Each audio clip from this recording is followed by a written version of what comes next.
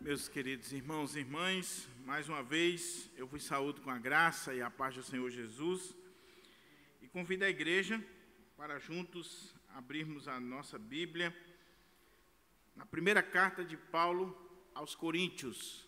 Primeira carta de Paulo aos Coríntios. Nós vamos dar sequência à exposição desta carta tão preciosa. Estamos caminhando basicamente para o final. Nós temos 3 capítulos pela frente e aí estaremos concluindo a carta. E nós vamos ler o capítulo 14, 1 Coríntios, capítulo 14. Tendo em vista a importância, a relevância e a profundidade deste capítulo, eu achei por bem trabalhar este capítulo de forma mais minuciosa. Então, acredito que nós teremos 4 ou 5 mensagens neste capítulo. A princípio, eu tinha pensado em pregar 2 mensagens, uma do verso 1 a 25, outra do verso 26 ao 40, mas, como eu disse, tendo em vista a importância deste capítulo, e os irmãos vão ver, é melhor nós aprofundarmos mais um pouco. Nosso objetivo não é simplesmente bater a capa da carta, mas aprender, extrair daqui os princípios para a nossa vida. E agora pela manhã, nós vamos ler todo o capítulo de 1 Coríntios 14, mas eu estarei focando nos 5 primeiros versos. Nós vamos ler todo o capítulo para que a gente possa se familiarizar com o capítulo, mas o texto base da mensagem desta manhã serão os 5 primeiros versos, que é a primeira unidade de pensamento deste capítulo. Então, com a sua Bíblia aberta, acompanhe aqui comigo a leitura de 1 Coríntios 14. Lembrando que nesta série eu estou usando a versão King James atualizada. Ela é mais simples, é mais prática na sua tradução, mas não muda muito da nossa ARA, da nossa Almeida Revista e atualizada. Então diz assim a palavra do Senhor. 1 Coríntios 14. Segui o caminho do amor e exercei com zelo os dons espirituais, contudo, especialmente o dom de profecia. Porquanto quem se expressa em uma língua estranha não fala aos homens, mas a Deus. De fato, ninguém o compreende, pois em espírito fala mistérios. Entretanto, quem profetiza o faz claramente para edificação, encorajamento e consolação de todas as pessoas. Quem fala em uma determinada língua, a si mesmo se edifica, mas quem profetiza, edifica a igreja. Gostaria que todos vós falasseis em línguas, todavia, muito mais que profetizasse. Quem profetiza é maior do que aquele que fala em línguas, a não ser que as interprete, para que toda a comunidade receba a palavra que edifica.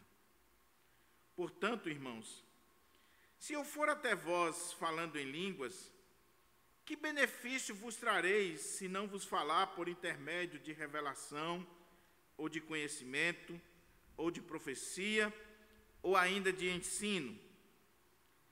Até mesmo considerando objetos sem vida, mas que produzem sons, tais como a flauta ou a harpa, como alguém poderá reconhecer a música que está sendo tocada, se os sons formados por elas não forem distintos? E mais, se a trombeta não emitir um som claro e correto, quem se preparará para a batalha? Da mesma maneira vós, se com a língua não pronunciardes sons que se podem entender, como se compreenderá o que dizeis? Pois estareis como que jogando palavras ao vento. Realmente, há diversos idiomas no mundo, Contudo, nenhum deles é sem sentido. Portanto, se eu não compreender o significado do que alguém está comunicando, serei estrangeiro para quem fala e tal pessoa estranha para mim. Assim, igualmente vós, visto que estáis desejosos por exercer os dons espirituais, procurai amadurecer naqueles que produzem edificação para todo o corpo de Cristo. Sendo assim, aquele que fala em uma língua, ore para que possa interpretá-la corretamente. Pois, se eu oro em uma língua, meu espírito também ora, mas o meu intelecto fica improdutivo. Diante disso, o que farei então? Orarei com o espírito, mas no mesmo tempo com a mente. Cantarei com o espírito, mas igualmente com a razão. De outra forma, se louvares a Deus apenas com teu espírito, como poderá alguém que está entre os não instruídos declarar o amém à tua ação de graças, visto que não entende o que dizes? É possível que esteja dando graças muito bem, mas o teu semelhante não está sendo edificado. Dou graças a Deus por falar em línguas mais do que todos vós. No entanto, na igreja, prefiro comunicar 5 palavras compreensíveis a fim de orientar os meus semelhantes, do que falar 10.000 palavras em uma língua estranha. Irmãos, não sejais infantis em vossa maneira de pensar, porém, quanto ao mal, sede como as crianças, contudo adultos quanto ao entendimento. Pois está escrito na lei, por meio de homens de outras línguas e por intermédio de lábios de estrangeiros, falarei a este povo, todavia, mesmo assim, eles não me ouvirão, diz o Senhor. Desse modo, as línguas são um sinal, não para os crentes, mas para os incrédulos. A profecia, entretanto, não é um sinal para os não crentes, mas para todos os cristãos. Se, portanto, toda a igreja se reunir no lugar, e todos falarem em línguas, e entrarem pessoas não instruídas ou descrentes, por acaso não dirão que estáis loucos? Mas se todos profetizarem, e algum incrédulo ou não instruído entrar, será por todos convencidos de que é pecador, e por todos será julgado. Os segredos do seu coração se tornarão manifestos, e assim, prostrando-se rosto em terra, adorará a Deus, testemunhando que, em realidade, Deus está entre vós. Portanto, qual a atitude correta então? Ora, quando vos reunis, cada um de vós tem um salmo, ou uma mensagem de ensino, uma revelação, ou ainda uma palavra em determinada língua, e outro tem a interpretação dessa língua. Tudo seja feito para a edificação da igreja. Se alguém falar em uma língua estranha, que a falem somente 2, quando muito 3, um de cada vez, e que haja quem possa interpretar. Contudo, se não houver intérprete, permaneça calado na igreja, falando consigo mesmo e com Deus.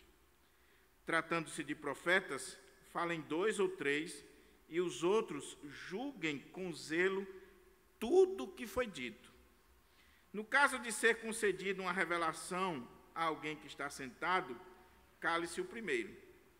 Porque todos podereis profetizar, cada um por sua vez, para que todos sejam orientados e encorajados. O espírito dos profetas está sujeito ao controle dos próprios profetas. Porquanto, Deus não é Deus de desordem, mas sim de paz, como em todas as assembleias dos santos, as mulheres devem permanecer em silêncio nas igrejas, quando não lhes é permitido falar, mantendo-se em atitude de respeito, como também a lei ordena.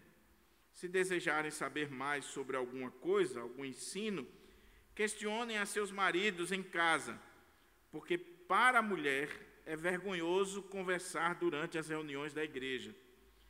Porventura a palavra de Deus teve origem entre vós? Sois vós o único povo para quem a palavra foi entregue? Se alguém se considera profeta ou espiritual, reconheça que o que vos escrevo são mandamentos do Senhor. No entanto, se alguém não reconhece essa verdade, deixe que tal pessoa siga em sua ignorância.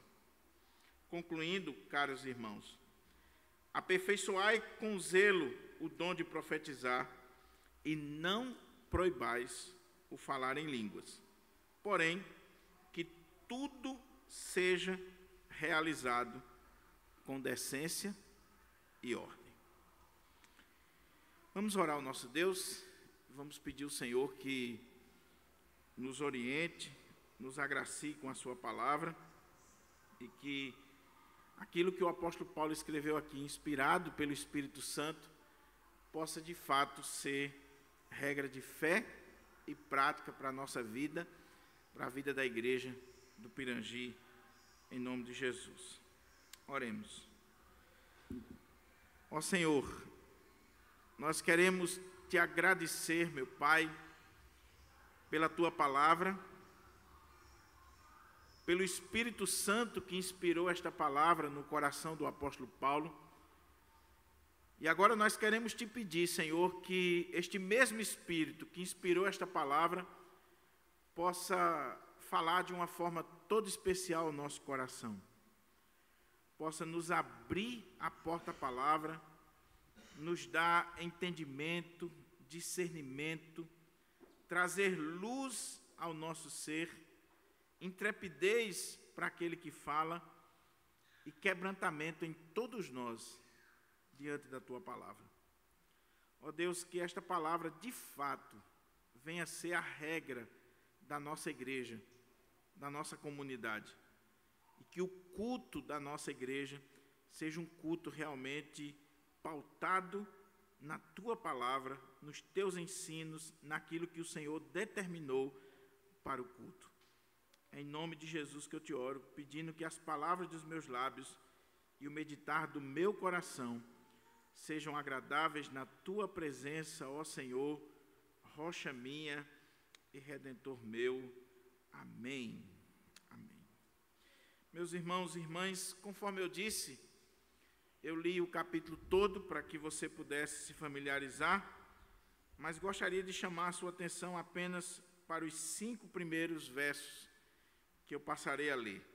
Diz assim, 1 Coríntios 14: Segui o caminho do amor e exercei com zelo os dons espirituais, contudo, especialmente o dom de profecia. Porquanto quem se expressa em uma língua estranha não fala aos homens. Obrigado, amigo.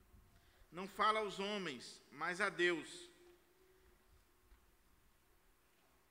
Não fala aos homens, mas a Deus.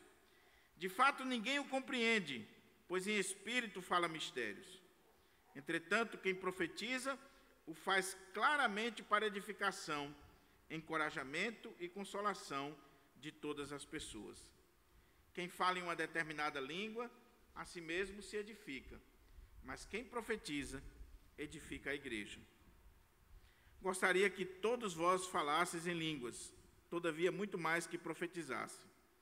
Quem profetiza é maior do que aquele que fala em línguas, a não ser que as interprete, para que toda a comunidade receba a palavra que edifica. O tema da nossa mensagem nesta manhã é línguas, profecias e edificação no culto público. Línguas, profecias e edificação no culto público. Mas para que a gente possa entender esse texto, e principalmente este capítulo, é preciso a gente relembrar algumas coisas e ver outras, para que esse capítulo ele comece a se tornar claro para nós. Nós estamos falando de culto, desde o capítulo 11 de 1 Coríntios, que o tema desta sessão é culto. E quando a gente está falando de culto, aqui não estamos falando do culto doméstico, do culto da vida, do culto individual que todos nós prestamos ou devemos prestar a Deus. Paulo está falando aqui do culto público, do culto solene, da assembleia solene da igreja, quando a igreja se reúne para adorar ao Senhor. E por que é importante fazer essa distinção? Porque uma coisa é o meu culto individual que eu presto a Deus, o culto doméstico que eu realizo na minha casa, o culto da vida que eu presto a Deus com tudo que eu tenho, com tudo que eu sou, e outra coisa completamente diferente é o culto solene, a assembleia da igreja, quando a igreja se reúne. Existem muitas coisas que eu faço nos outros tipos de culto que eu não posso nem devo fazer na assembleia solene. E existem coisas na assembleia solene que não vão estar presentes naquele culto, por exemplo, individual ou um culto doméstico e por aí vai. Então, a primeira coisa que tem que ficar claro para você é que Paulo está falando do culto solene, da reunião da igreja, da assembleia da igreja. E quando ele fala desse culto, ele coloca que esse culto tem elementos e tem uma ordem.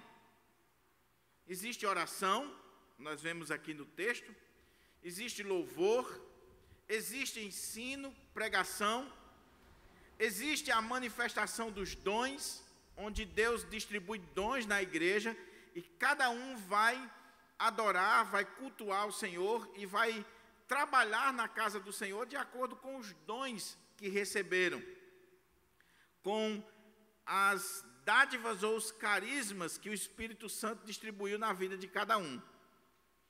Porém, não pode ser uma desordem. O culto tem ordem, tem um programa, tem uma liturgia. Quem é membro de igrejas tradicionais sabem muito bem que essa palavra é conhecidíssima de todos nós. Liturgia. O que é liturgia? Liturgia é o serviço sagrado. Liturgia não é simplesmente uma programação do culto. Liturgia é o serviço que nós prestamos a Deus. Então você tem um liturgo que está conduzindo a congregação nessa liturgia, nesse serviço que está sendo prestado a Deus. E essa liturgia tem uma ordem, tem um processo, tem elementos, tem começo, meio e fim. Ela tem um objetivo, que é glorificar a Deus, edificar a igreja e servir de meio para que os incrédulos sejam convencidos também dos seus pecados, do juízo e por aí vai. Então, Paulo está falando desse culto, dessa liturgia, desse serviço sagrado da igreja do Senhor reunida. Mas a outra coisa que a gente precisa ver é que Paulo vai dizer que a prioridade na liturgia, no culto comunitário, tem que ser a edificação da igreja. Tudo aquilo que é feito no culto tem que estar voltado não só para glorificar a Deus, isso aí nem se discute, mas para edificar a igreja, para trazer fortalecimento para a igreja. Então, quando nós pensamos num culto público, numa assembleia solene, tudo aquilo que vai ser feito naquela assembleia solene, da oração inicial até a bênção apostólica no final, passando aqui pelos cânticos, pela pregação, pelas oportunidades que possam ter, as manifestações dos dons, tudo tem que visar, de acordo com o apóstolo Paulo aqui no capítulo 14, a edificação da igreja. Esse é o ponto principal. E quando Paulo diz que tudo visa a edificação, ele está falando de amor ao próximo, de amor ao meu irmão. Porque se você lembrar do capítulo 8 de 1 Coríntios, quando Paulo vai dizer o conhecimento ensoberbece, mas o amor edifica. O conhecimento traz orgulho, mas se eu tenho amor, eu busco a edificação, eu busco o bem, o fortalecimento, o crescimento dos meus irmãos, o crescimento da obra de Deus. Então, edificação não é nada mais, nada menos do que amor. Amor a Deus, amor ao próximo. Se eu amo, eu busco a edificação do meu próximo. E por que é importante a gente lembrar disso, que edificação aqui é sinônimo de amor?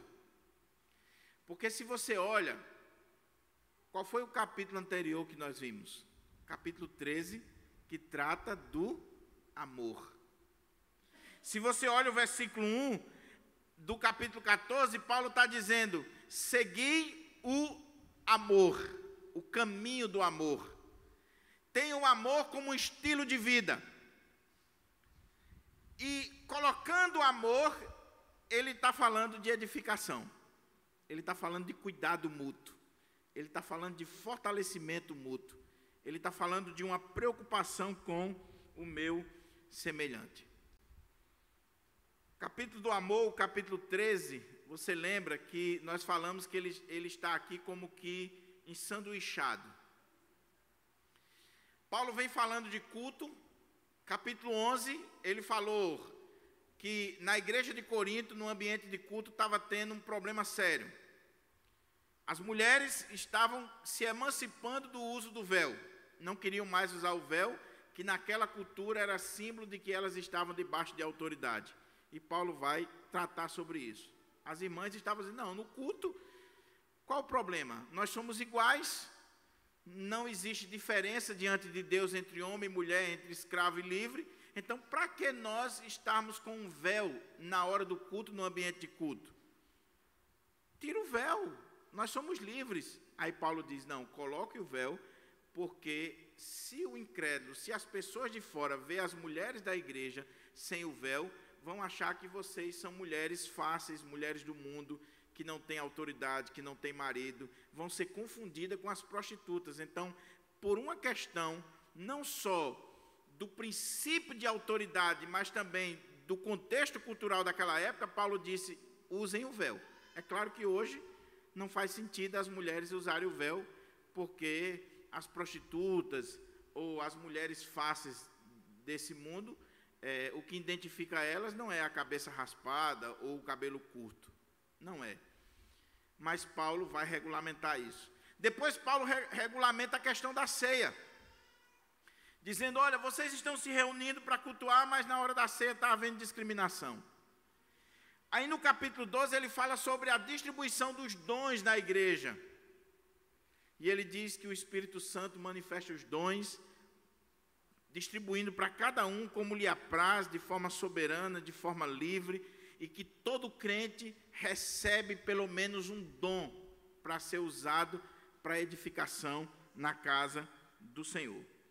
Quando chega no verso 31 do capítulo 12, a primeira parte desse verso ele diz assim: contudo, buscai com zelo os melhores dons. Ele falou de uma série de dons, e ele diz: busquem os melhores dons, ou os dons maiores, ou os dons mais excelentes.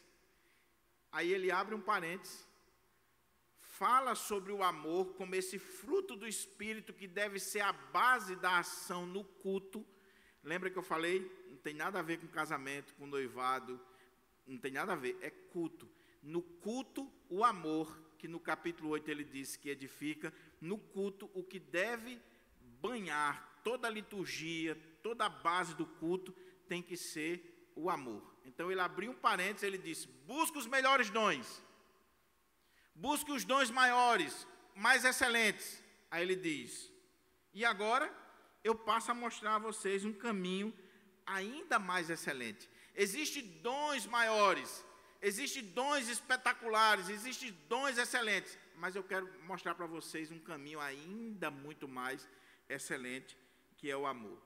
E depois que ele abriu esse parênteses, que ele falou sobre o amor, aí vem os 2 primeiros versos do capítulo 14. Olha como é que diz aqui, capítulo 14, versículo 1. Segui o amor e exercei com zelo os dons espirituais, contudo, especialmente o dom de profecia. Porquanto quem se expressa em uma língua estranha não fala aos homens, mas a Deus. De fato, ninguém o compreende, pois em espírito fala mistérios. Se você prestou atenção, Paulo, no capítulo 14, versículo 1, ele está retomando o tema dos dons, que ele deixou lá no capítulo 12, verso 31a, abriu parênteses, falou sobre o amor, e agora ele retoma. E ele retoma de forma magistral, dizendo assim: sigam o caminho do amor. O que ele acabou de dizer no capítulo 13, é uma ordem, é um mandamento, é um imperativo apostólico. Ele está falando com a autoridade do Espírito Santo e dando uma ordem para a igreja: sigam o caminho do amor. E a palavra seguir aí, na língua grega, ela traz a ideia de perseguir, de buscar com avidez. Persigam, sigam, busquem o caminho do amor. Aí ele repete o que disse no 12:31. E exercei ou procurai com zelo os dons espirituais. Por que isso aqui é importante, irmãos? E esse texto é difícil, é polêmico. Todo este capítulo não existe unanimidade entre os estudiosos, e que Deus possa nos dar a graça da gente elucidar aqui aquilo que é para a edificação da igreja. Por que é importante o que Paulo está dizendo aqui? Porque lembra que eu falei que existe pelo menos 3 grupos que interpretam a questão dos dons?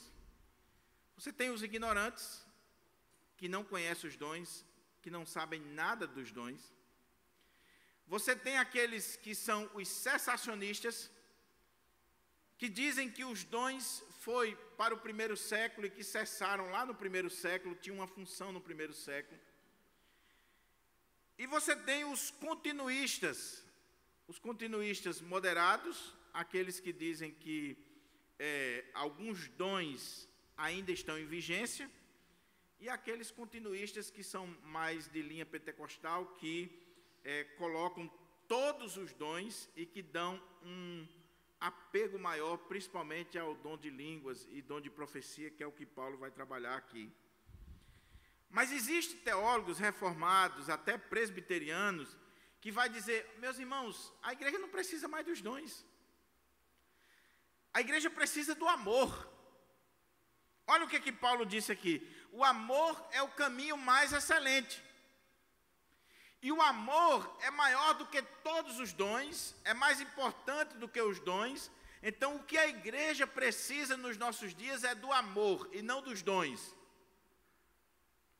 E faz um contraste entre dons e amor e coloca um contra o outro, como que Paulo estivesse dizendo assim, uma coisa ou outra.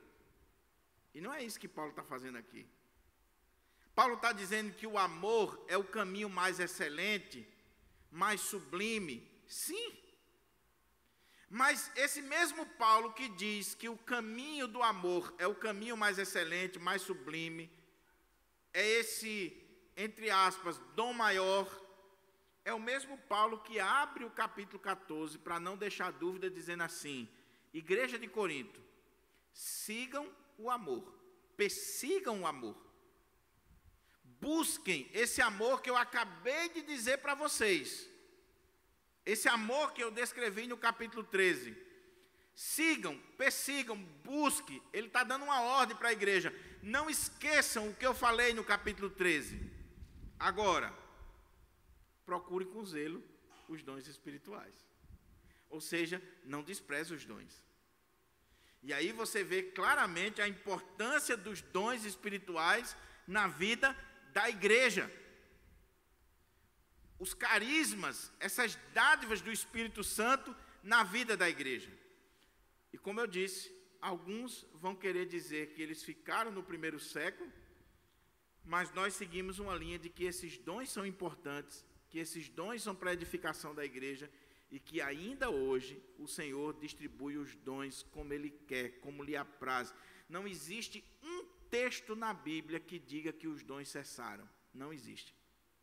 Com todo respeito aos cessacionistas, não existe um texto na Bíblia que diz que os dons cessaram. O texto que se utiliza, e que eu falei na pregação anterior, é quando aqui em 1 Coríntios 13 diz: quando, porém, vier o que é perfeito, aquilo que é em parte será aniquilado. Mas nós já vimos que o perfeito aqui não tem nada a ver com a maturidade da igreja, até porque a igreja não chegou à sua maturidade, nem a esse amor que está sendo descrito aqui no capítulo 13. Se você conhece essa igreja, por favor, me dá aí o endereço dela.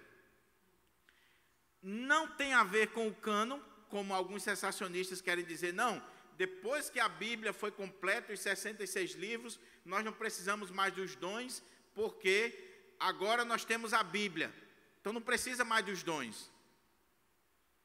Eu sigo a linha dos teólogos reformados, que diz o seguinte, que o perfeito aqui é a volta de Cristo, é quando nós veremos face a face, quando nós estaremos diante do Senhor. Até lá, a igreja sempre vai precisar, e sempre o Espírito Santo vai distribuir os dons, os carismas, para a edificação do corpo de Cristo.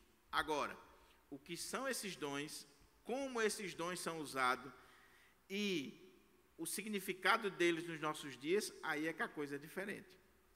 Então, com isso em mente, meus irmãos, veja que Paulo não está fazendo aqui um contraste, ou colocando um contra o outro, amor e dons. Ele está dizendo, sigam o caminho do amor, mas busquem, procurem, exerçam com zelo, com paixão, com toda a força do seu ser, os dons espirituais. Busque os dons espirituais, que ele acabou de dizer no capítulo 12, verso 31. Contudo, buscai com zelo os melhores dons. Agora, no 12:31, quando ele disse essa mesma coisa que ele está dizendo aqui no capítulo 14, verso 1, quando ele disse, busque os dons espirituais, ou procure os dons espirituais, ele disse, procure os melhores dons. E a pergunta é, existe um dom melhor do que outro? Aí, quando ele chega no versículo 1 do capítulo 14, ele vai dizer qual é esse melhor dom para a igreja, ou esse dom maior. Ele diz assim, segui o caminho do amor e exercei com zelo os dons espirituais.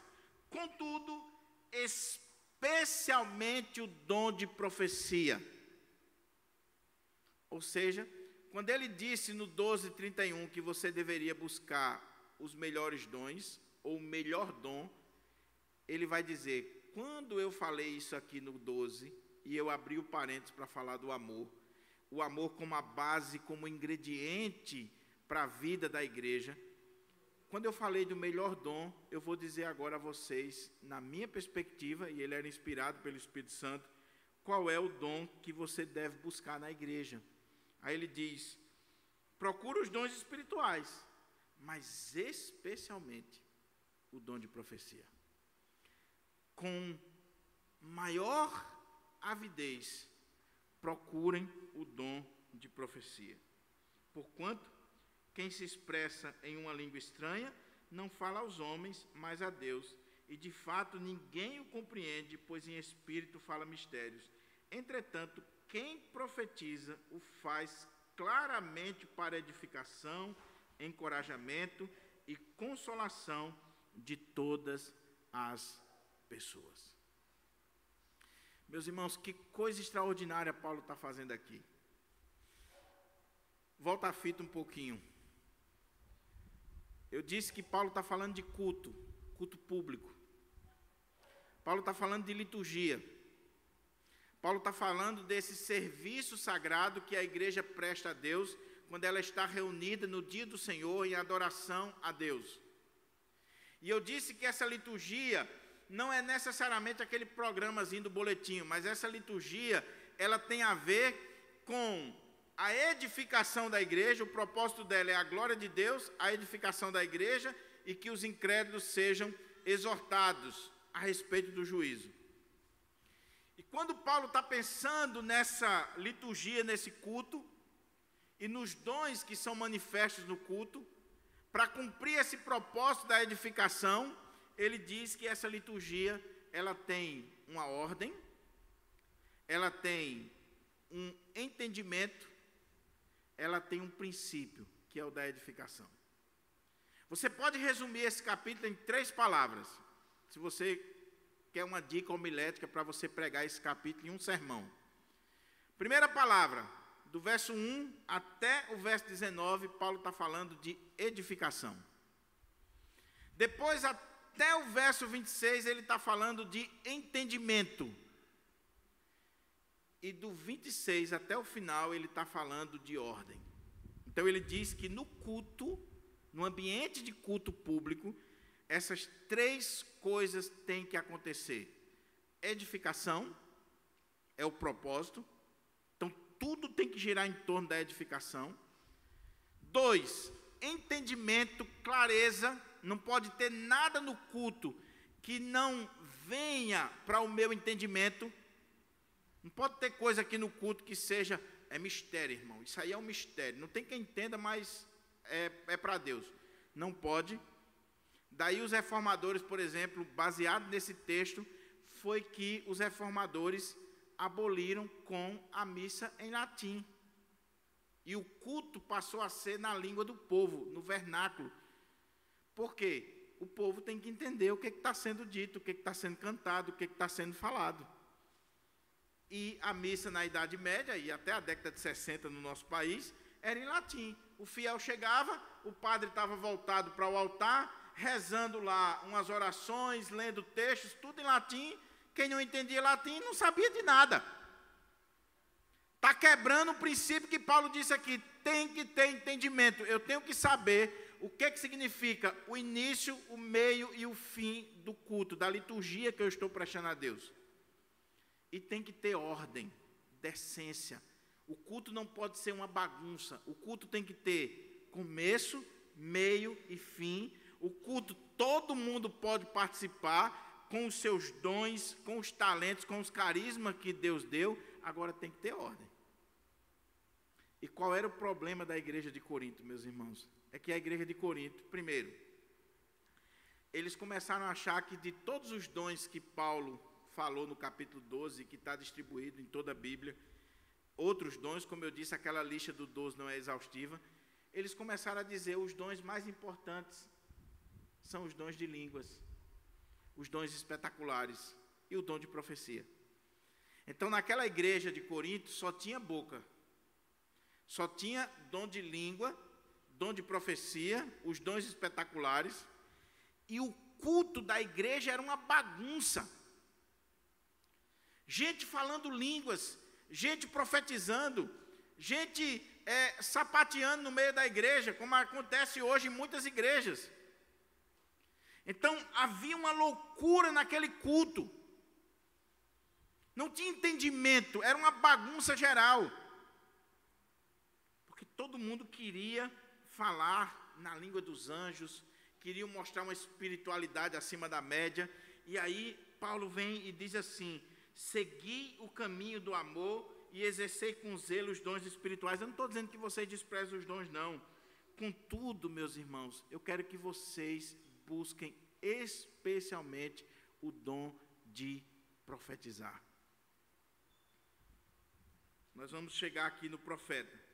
Mas por que ele está dizendo isso?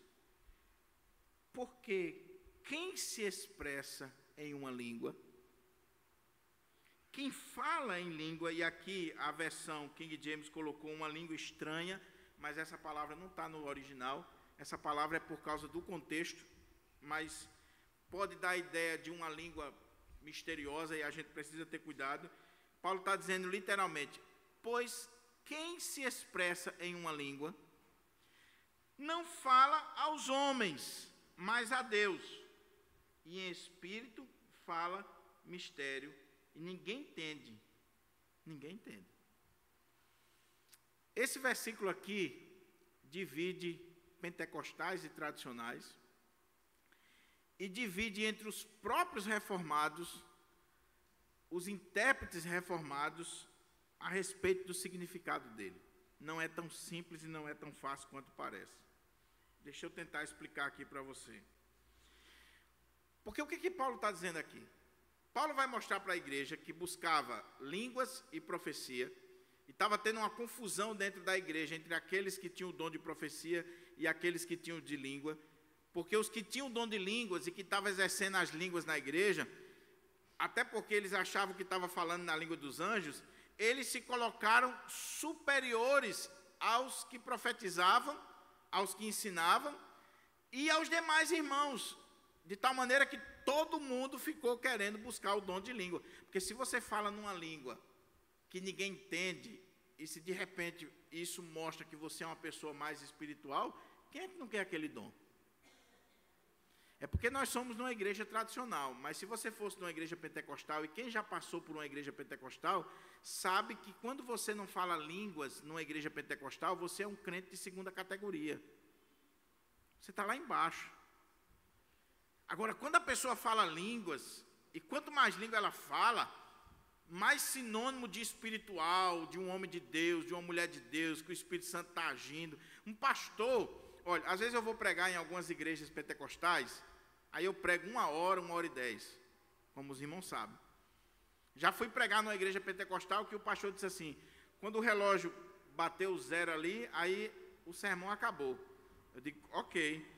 Aí eu pregando, e eu tenho mais ou menos na minha mente 1h10, 1h20.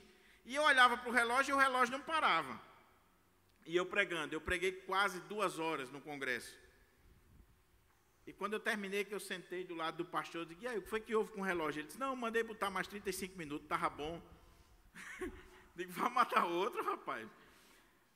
Mas, quando eu vou pregar nas igrejas pentecostais, por exemplo, às vezes você prega um sermão, você expõe um texto da Bíblia, você expõe com paixão, com amor, o Espírito Santo de Deus está ali usando, aí quando eu passo a palavra para o dirigente, ele diz assim, meus irmãos, que palavra maravilhosa, que sermão maravilhoso, só faltou uma línguazinha.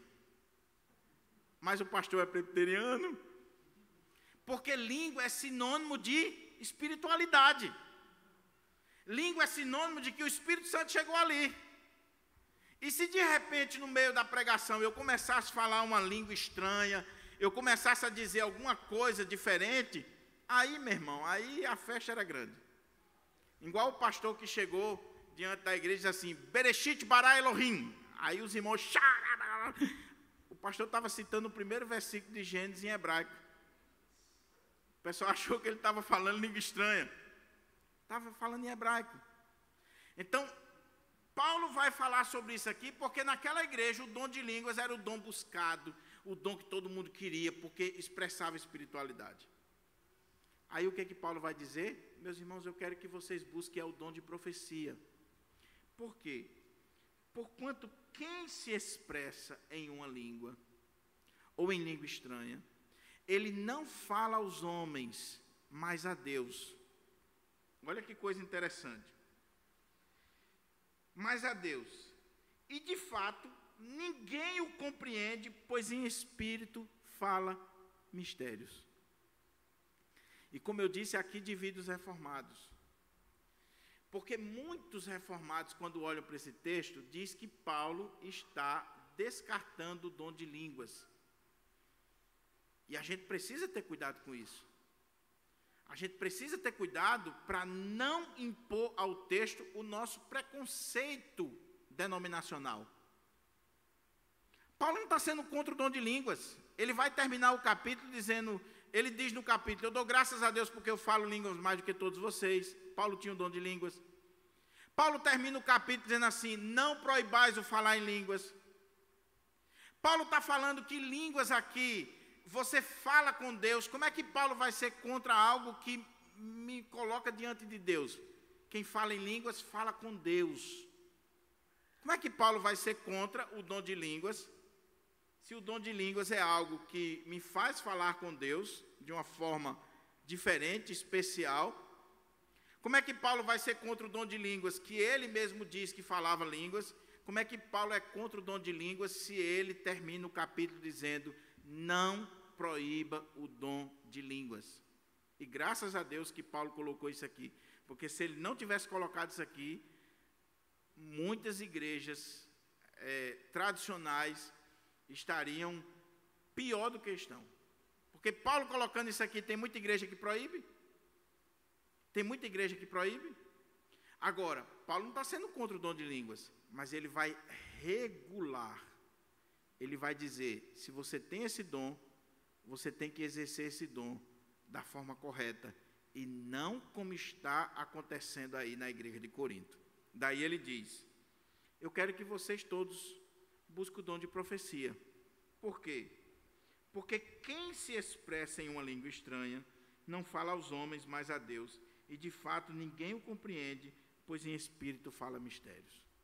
Aí qual é a divisão aqui entre os reformados? A divisão é, existem reformados que entendem que o dom de línguas aqui de 1 Coríntios capítulo 14, versículo 2, é o mesmo dom de Atos capítulo 2, quando o Espírito Santo desceu e aquele povo falou em línguas, e todas aquelas pessoas que estavam ali de nacionalidades diferentes, cada um entendeu na sua própria língua.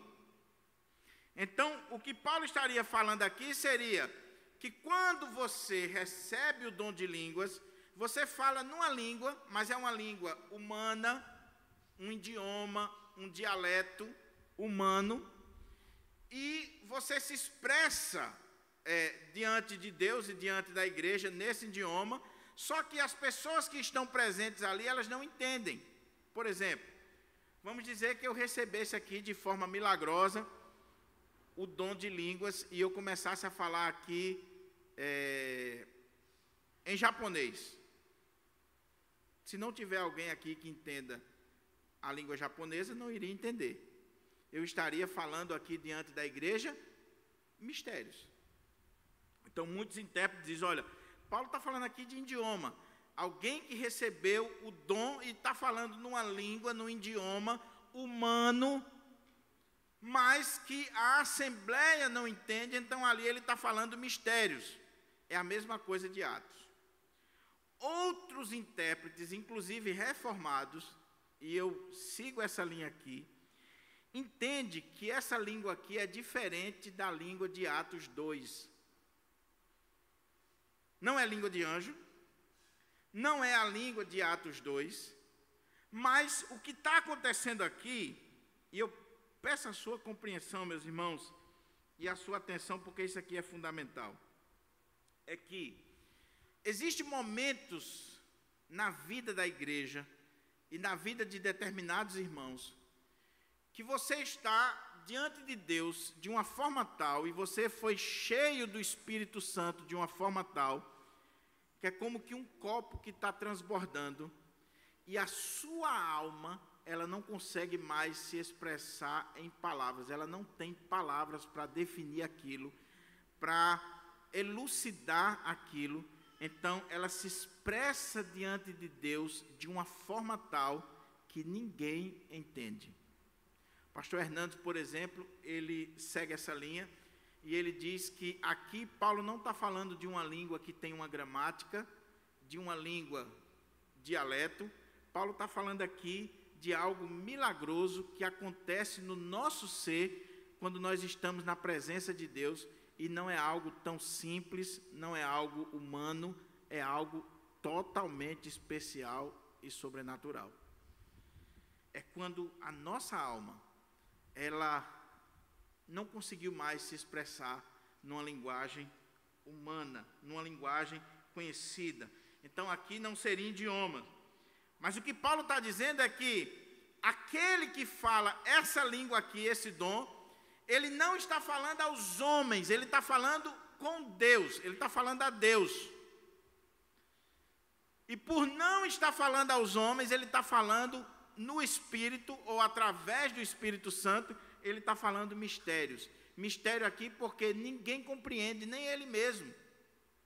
Nem a pessoa que está falando compreende aquilo que ela está dizendo.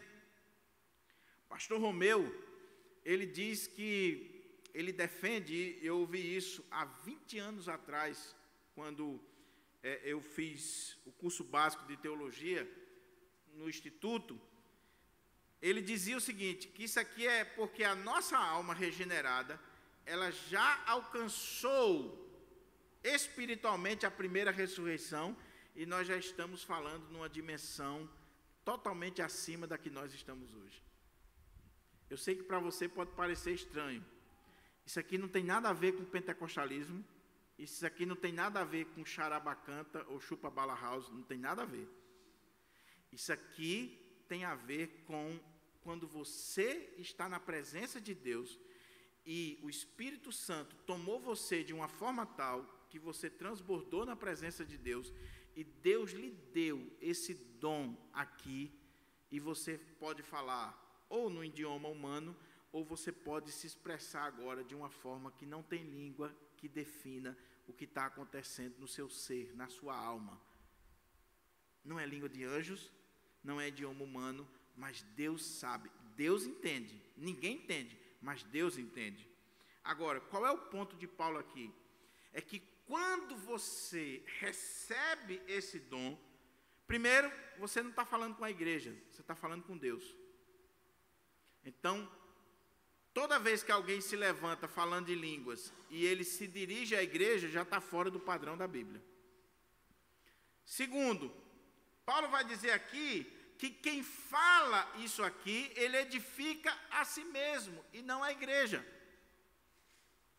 Então, a consequência lógica de Paulo é que, se você recebeu esse dom, se você transbordou na presença de Deus, você deve exercer esse dom no privado, na sua vida privada. Esse dom aqui, essa manifestação sobrenatural, esse milagre que Paulo está falando aqui, não é para o culto público. Por quê? Porque tudo que acontece no culto público tem que ter edificação, entendimento e ordem. Daí alguns teólogos dizerem que esse dom aqui é o dom de pijama. É aquele dom que, quando você recebe, você usa esse dom, mas na sua adoração privada, não na igreja. Porque se for na igreja, tem que ter intérprete. Se não tiver intérprete, cale-se e fale você e Deus. Então, é edificação pessoal. Então, veja, meus irmãos, que coisa linda Paulo está fazendo aqui. Ele está ordenando as coisas. Ele não está sendo contra o dom, ele não está sendo contra as línguas, mas ele está dizendo que quem recebe esse milagre das línguas, seja idiomas, seja essa língua que ninguém entende, que ninguém compreende, que é algo milagroso, sobrenatural, que só Deus entende, essa pessoa, ela recebeu isso aqui e ela está sendo edificada na presença de Deus, ela está falando com Deus, e por ninguém entender, isso significa dizer que ela não deve usar esse dom no ambiente de culto. Porque se ela usar, ela vai estar usando, não vai trazer edificação, ela pode estar simplesmente querendo se promover com aquilo e já perdeu o sentido. Aí por isso Paulo vai dizer mais na frente, quando ele vai, a gente ainda vai ver todas as implicações, Paulo vai dizer assim, então, se você recebeu esse dom, meu irmão, ok, você fala diante de Deus, você está falando com Deus, é uma bênção, é edificação pessoal, você está diante do Senhor, e Paulo diz, eu dou graças a Deus porque eu falo língua mais do que todos vocês. Paulo dava graças a Deus porque recebeu isso aqui. Agora, na igreja, meu irmão, eu prefiro falar 5 palavras compreensíveis do que 10.000 palavras que ninguém entende. Na igreja, se você for falar em línguas, se você tiver a interpretação, ok. Se não tiver, fique caladinho. E outra coisa, e se mesmo que haja interpretação, olha o que Paulo vai dizer no restante do capítulo, que fale 1, 2, no máximo 3. Passou disso aqui, meu irmão, já não é o Espírito Santo. O que acontece nas igrejas hoje? Você chega nas igrejas, com todo respeito às igrejas pentecostais, mas você chega nas igrejas, tem 50 pessoas falando língua, que você não entende o culto, você não entende o louvor, você não entende a pregação. Às vezes o pastor, para pregar, tem que pedir para o povo ficar quieto, porque não dá, você não consegue. Você não consegue, porque está uma bagunça só, 50, 100 mil pessoas falando línguas, mostrando que aquilo ali é uma espiritualidade tal. E a ordem de Paulo? No máximo 3, sucessivamente, que haja intérprete. Se não tiver intérprete, cale-se. Cale-se. Então, os mesmos irmãos pentecostais que olham para nós e dizem assim, cadê o dom de língua em vocês? Nós também olhamos para eles e dizemos assim, vocês que estão falando, mais de 3 pessoas na igreja em línguas, vocês estão contrários à palavra de Deus. A Igreja Presbiteriana do Brasil, ela não é contra o dom de línguas. Ela é contra a que se fale mais de 3 pessoas, que não tem intérprete, e que se crie essa bagunça no culto. Mas se estiver dentro do que Paulo está dizendo aqui, a Igreja Presbiteriana do Brasil admite o dom de línguas, sem problema algum, dentro dos critérios que Paulo está dando aqui. Mas o ponto aqui, para a gente caminhar para a conclusão, é que Paulo está falando que quem fala em línguas edifica a si mesmo. E como eu estou edificando a mim mesmo, estou falando com Deus, estou falando em mistérios, estou falando na presença do Senhor, esse dom, ele é menor do que o dom de profecia. Na verdade, não o dom é menor, desculpa. Aquele que fala em línguas, ele é menor do que aquele que fala ou profetiza. Por quê? Já deu para pegar? Porque os melhores dons que Paulo falou em 12:31, é porque um dom é melhor do que o outro? Não. O melhor dom para Paulo é aquele que edifica a comunidade, a igreja. Não é que o dom de língua não seja um dom maravilhoso. Ele é bom. Foi o Espírito Santo que deu. Se é o Espírito Santo que deu, meu irmão, se não é invencionice sua, amém. Agora, o Espírito Santo deu um dom para você que vai servir para a sua edificação pessoal. Agora, o dom melhor que deve ser usado no culto é aquele que edifica a igreja toda. Daí Paulo dizer, segui o caminho do amor e exercei com zelo os dons espirituais, contudo, especialmente o dom de profecia. Porquanto quem se expressa em uma língua estranha não fala aos homens, mas a Deus. De fato, ninguém o compreende, pois em espírito fala mistérios. Entretanto, quem profetiza o faz claramente para edificação, encorajamento e consolação de toda a igreja, de toda a comunidade, de todas as pessoas. O que é o dom de profecia? Aqui é que a coisa pega também. Não é, nada aqui é fácil. Eu tive até vontade de botar Tiagão ou Guto para pregar esse capítulo, porque aí eu ficava só ali, só vendo para onde eles iam, a linha que eles iam seguir. Mas veja, o que é o dom de profecia? Primeira coisa, não confunda dom de profecia com ofício de profeta. Paulo não está falando aqui de profetas como o Velho Testamento tinha. Isaías, Jeremias, Amós. Não existe mais profetas. Existem pessoas que podem receber o dom de profecia. E o que é o dom de profecia? Muitos teólogos vão dizer que o dom de profecia, teólogos reformados, tradicionais, é pregação. Ah, não, quando eu estou pregando, eu estou profetizando. Você pode aplicar o dom de profecia para pregação, mas aqui Paulo não está falando de pregação como nós realizamos hoje. O dom de profecia era aquele dom que era dado para algumas pessoas na igreja de forma extemporânea, sobrenatural, dado pelo Espírito Santo, e aquela pessoa, ela trazia uma palavra para a igreja, fundamentada na Escritura, uma palavra direta de Deus, que Deus trazia uma iluminação para ela sobre determinada situação, e ela se levantava e trazia edificação, encorajamento e consolo. Agora, qual é a outra coisa que você vê aqui? É que profeta aqui, o que tem o dom de profecia que está sendo usado, não tem nada a ver com adivinhar o futuro, nem a vida das pessoas. Porque o que é os profetas hoje nas igrejas? Levantou o profeta. Aí o profeta vai e dirige uma palavra para um irmão da igreja e diz a conta bancária dele, diz o endereço dele, né? Tem até um videozinho no YouTube aí de um desses falsos profetas dizendo assim: eu sou profeta de Deus. Aí começa a receber uma mensagem de Deus, se dirige para uma pessoa desconhecida da igreja e diz: você, seu nome é fulano de tal, você mora na rua tal, você faz isso, você gosta disso, tal. E a pessoa fica: ai meu Deus, é um profeta de Deus, ele disse tudo sobre a minha vida. Depois descobriram que o miserável, ele, antes de ir para os cultos, ele procurava ver os membros das igrejas, entrava nas redes sociais. Hoje a gente bota tudo nas redes sociais. Aí ele sabia seu nome, seu endereço, o que você gosta, onde você trabalha, onde você frequenta. Quando ele ia no culto, ele falava como se estava recebendo uma profecia. Ou então o cara que fala do futuro. Profeta aqui, que recebeu o dom de profecia que o texto está dizendo, é aquela pessoa que se levantava na hora do culto e trazia uma palavra de edificação, de encorajamento, de consolo para a vida da igreja. Tinha nada a ver com o futuro, com predizer o futuro, com vidente, não.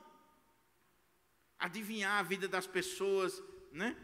E tem profeta que adivinha a vida de todo mundo, só não adivinha a dele e da família dele. Sabe a vida de todo mundo, mas não sabe a dele.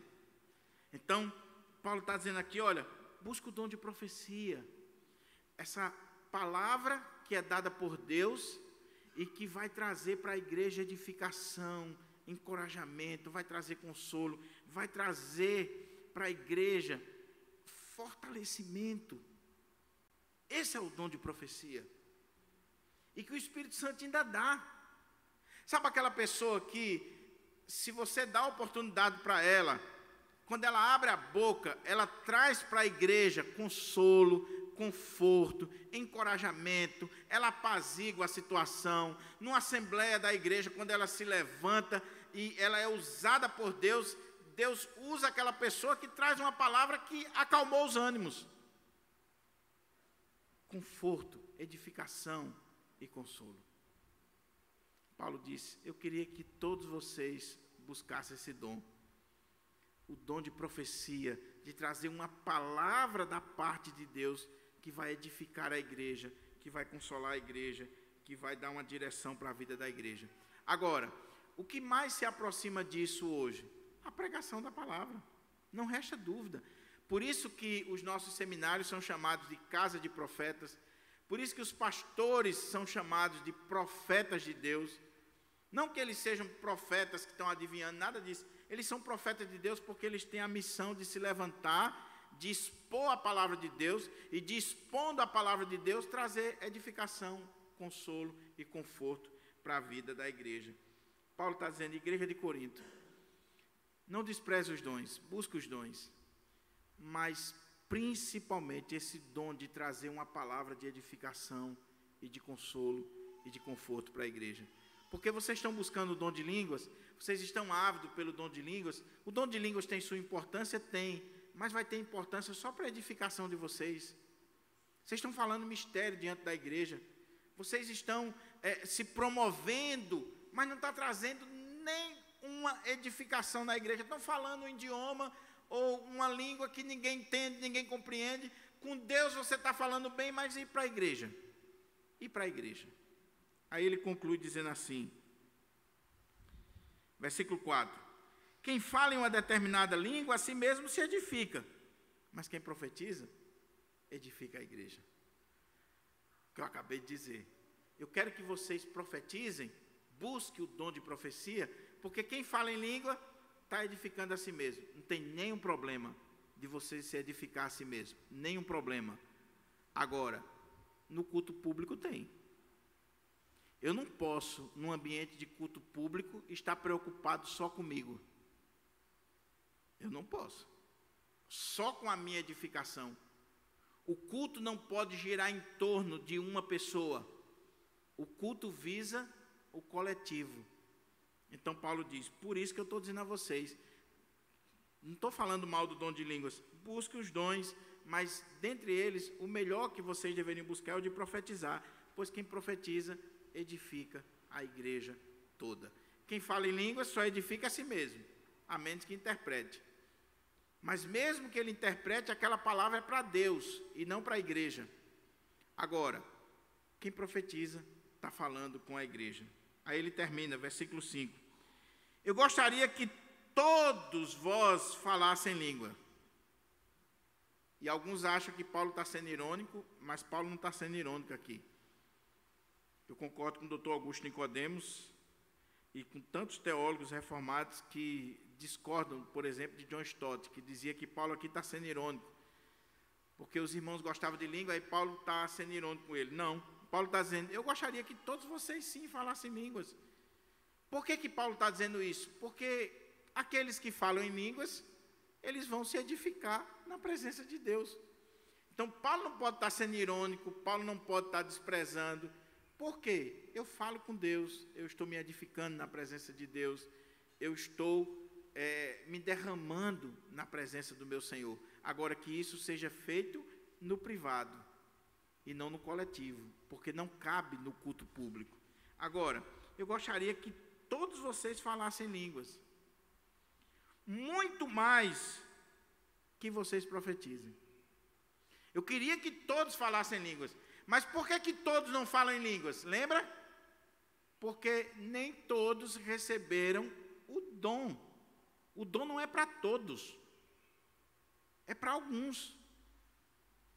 Agora, eu queria também que todos vocês buscassem o dom de profecia. Pois quem profetiza, olha que ele não está dizendo que um dom é maior do que o outro. O dom é a mesma coisa, foi o Espírito Santo que deu. Você não pode dizer que um dom é melhor do que o outro.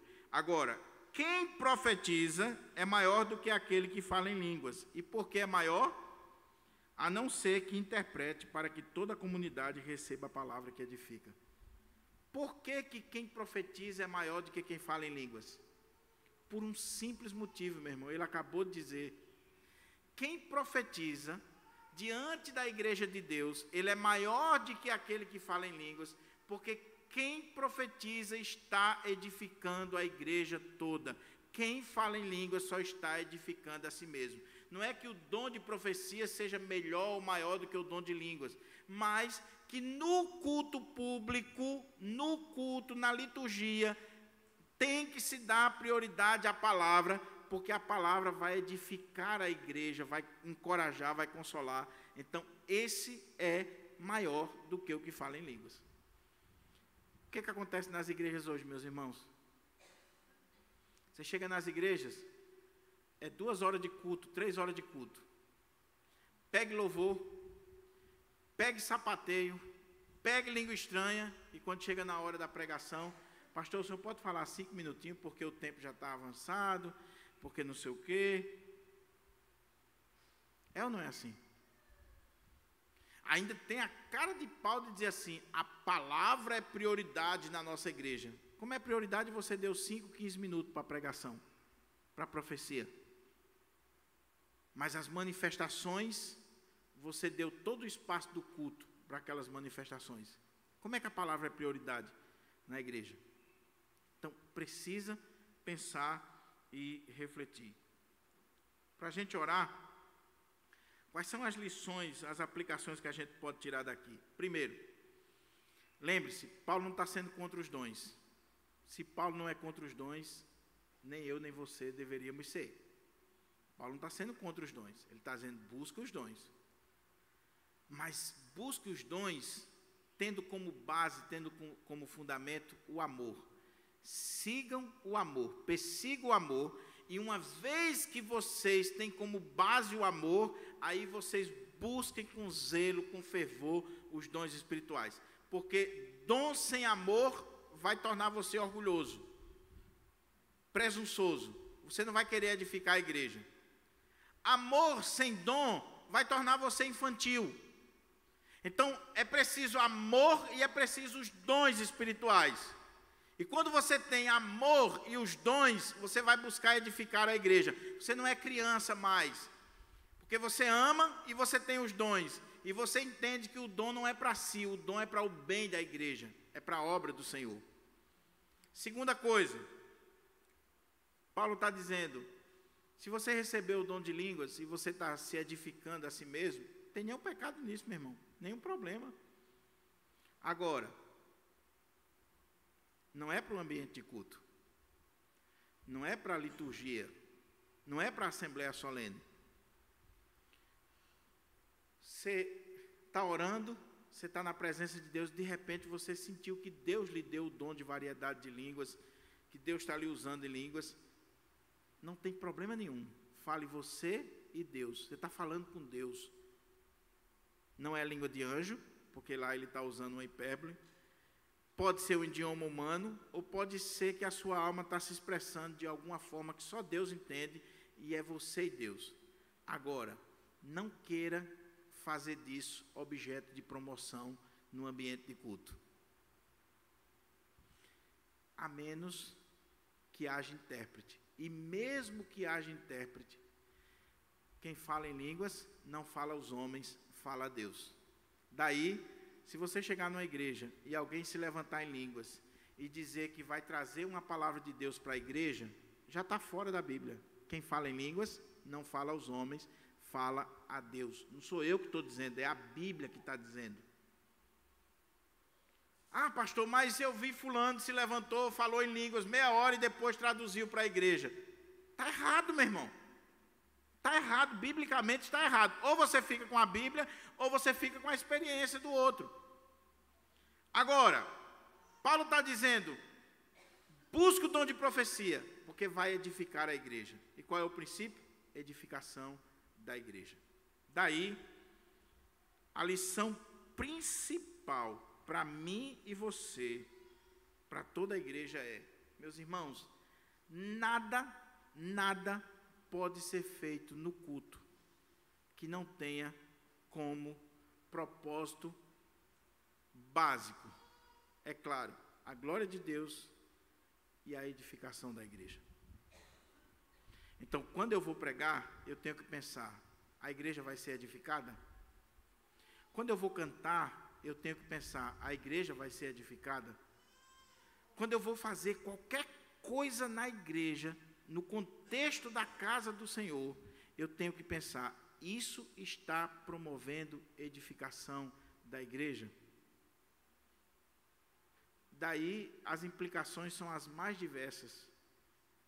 Desde o solo de uma guitarra, de um instrumento, aquele solo vai edificar a igreja, ou aquele solo vai simplesmente promover o músico e mostrar, e o povo vai dizer assim, que música extraordinário, que solo, sabe tocar divinamente. O sermão que eu prego é para edificar a igreja ou para mostrar que eu tenho conhecimento, que eu falo bem, que eu conheço muita teologia? Qual é o propósito, qual é o objetivo? A gente tem que pensar sobre isso. Edificação da casa do Senhor. Tudo que acontece no culto é para o fortalecimento, é para o bem da igreja. Não é para o bem da igreja, não é o fortalecimento, está fora. Eu concluo com uma ilustração que eu achei muito interessante, que me marcou muito. Imagine 2 construtores que saíram de casa às 6 horas da manhã, 2 pedreiros.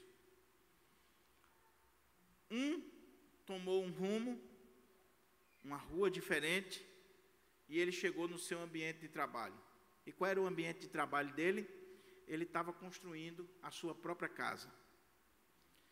E a casa dele, a fachada da casa, não era lá essas coisas. Ele não queria dar sinal para as pessoas da casa dele. Mas dentro da casa era tudo de primeira. Tudo de primeira. Luxo. E ele estava lá fazendo a sua casa com esmero. O outro pedreiro, ele tomou outra rua e ele chegou no ambiente de trabalho dele. Ele não estava construindo a casa dele. Ele chegou lá e tinha outros pedreiros, serventes, engenheiros, tinha outras pessoas, e eles se reuniram na obra, e o que estava comandando aquela obra distribuiu as tarefas para cada um. Um vai fazer massa, outro vai sentar tijolo, outro vai cuidar dos ferros, outro vai cuidar disso, e todos estão trabalhando. e aquela construção iria tomar uma parte da praça toda. Eles estavam construindo um grande templo, uma grande igreja. Qual a diferença desses dois homens? O que está construindo a sua casa, ele está pecando, porque ele está fazendo uma casa belíssima, uma casa maravilhosa, porque ele está colocando do bom e do melhor? Não. Nenhum momento. Agora, o outro, que está construindo o templo, ele está pecando, porque ele não está construindo para si, mas ele está construindo junto com outras pessoas e construindo esse grande templo? Também não. Agora, de acordo com o que Paulo está dizendo aqui, aquele ali, ele tem um dom maior, porque ele está edificando não só a casa de Deus, mas ele está edificando junto com outros no bem comum. Deu para entender o sentido aqui do texto, meus irmãos? Se nós não estivermos edificando o templo, a casa do Senhor, junto com os nossos irmãos, com os nossos dons e talentos, nós não estamos fazendo o que é correto. Você pode construir sua casa, você pode manifestar seus dons, mas na igreja é importante que você manifeste os dons que edifique o todo. Vamos ficar de pé para a gente orar? Eu queria